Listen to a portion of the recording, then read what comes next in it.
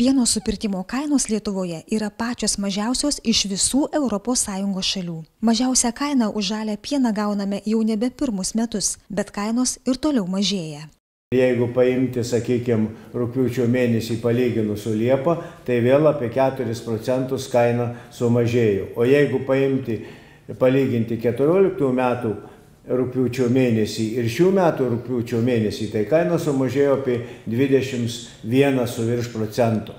Tai yra iš tikrųjų labai prasti rodikliai, bet žemdirbiai šiandieną ir mes taip pat, nes Seimo nariai nesuprantame ir kito klausimo, kad kaina, kaip minėjau, yra pati mažiausia ES, tačiau kai kurios gaminamos mūsų perdirbėjų produkcijos savikainos yra taip pat aukščiausios ES. Aš atsinešiau lentelę ir čia labai gražiai matosi, pavyzdžiui, sviestas, kiti produktai yra kainos pačios aukščiausios. Tai tada kyla teisėtas klausimas žemdirbiams, kurgi tie pinigai vis dėlto pasideda. Lietuvoje net 74% visų pieno gamintojų turi nuo 1 iki 5 melžiamų karvių. Tuo tarpu ES vidutinis ūkis – 29 karvės. Ūkių stambėjimo procesas Lietuvoje vyksta gana vangiai. Šiuo metu labai daug kalbama ir apie kooperaciją.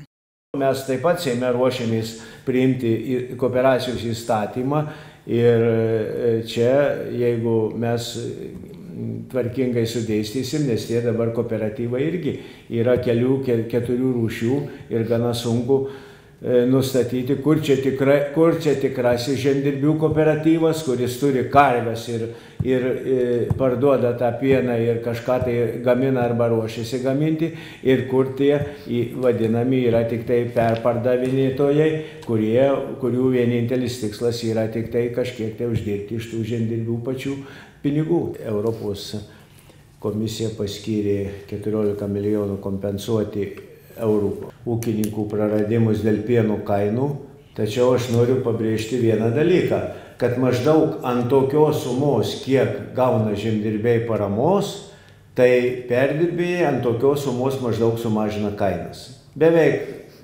lygus procentas. Reikėtų, kad ir mūsų Žemės ūkio ministerija kažkaip tai rastų jėgos paruošti tas priemonės ir suderinti su atitinkamom ministerijom ir žinybom.